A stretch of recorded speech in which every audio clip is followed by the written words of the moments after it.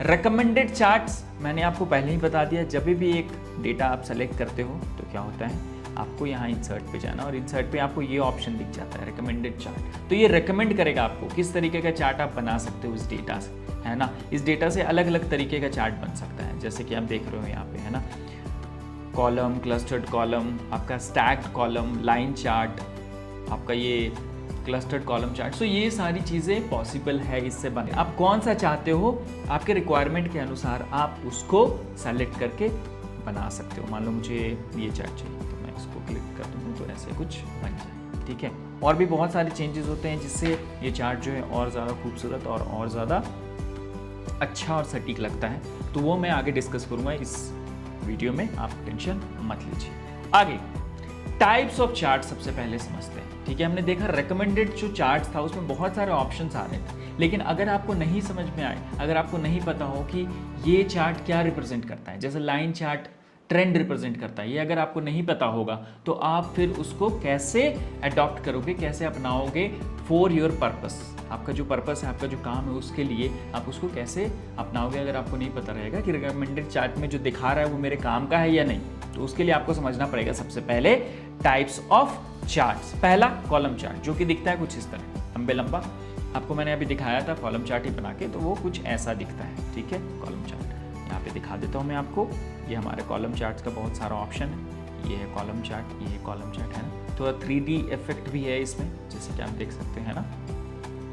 दूसरा है हमारा लाइन चार्ट, ठीक है। लाइन चार्ट में आपको देखो यहाँ पे पैटर्न पता चल रहा है ना।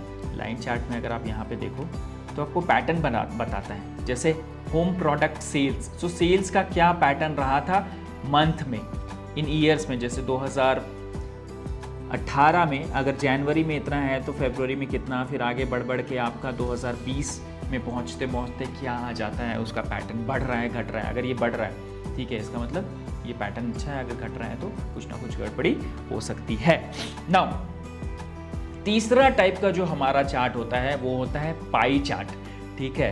पाई एक खाने का भी होता है ऐसे डिश, लेकिन यहाँ पे पाई चार्ट रिप्रेजेंट करता है एज अ होल, पूरे में से कौन सा पार्ट जो है कितना है। जैसे कि अगर आप यहाँ पे देखो डोमेस्टिक सेल्स मान लो ये दिखा रहा है, ठीक है, मान लो ये डोमेस्टिक सेल्स दिखा रहा है 10%, और ये किसी स्टेट का दिखा रहा है, मान लो ये राजस्थान का दिखा रहा है, ठीक है, ये आपका बंगाल का दिखा रहा है, ये आपका बैंगलोर का दिखा रहा है, लाइक स्टेट, ये आपका मान लो कि कर्नाटका दिखा रहा है, ठीक है।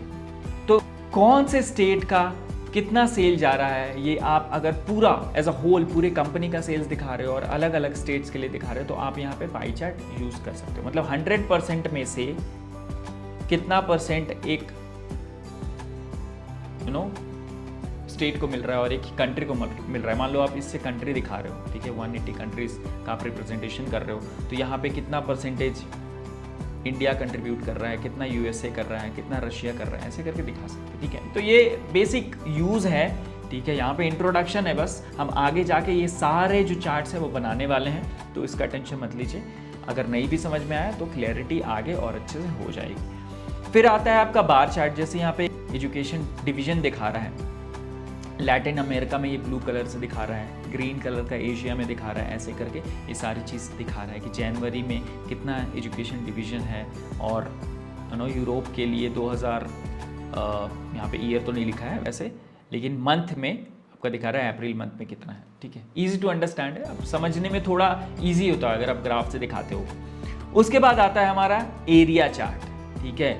एरिया चार्ट में भी आप देखो ये कवर किया है पूरा जनवरी से लेके अप्रैल 2016 तक, ये पैटर्न दिखा रहा है आपको। तो ये लाइन चार्ट भी दिखा रहा है, ठीक है, ये एक तरीके का लाइन चार्ट, और साथ में ये नीचे का जो एरिया है उसको भी कवर करता है। तो इससे आपको मैग्नीट्यूड भी पता चलता है, मतलब ट्रेंड के साथ आपको मैग्नीट्यूड का भी पता चल रहा है कि हाँ इस टाइम पे कितना जो है वो डेटा था एक पर्टिकुलर मंथ के लिए, अगर आप देख लो। हम एग्जाम्पल्स लेंगे आगे, बस आप समझ लो कि ये चार्ट्स कैसे दिखते हैं, बस अभी आपको बस दिखने के लिए मैं यहाँ पे दिखा रहा हूँ।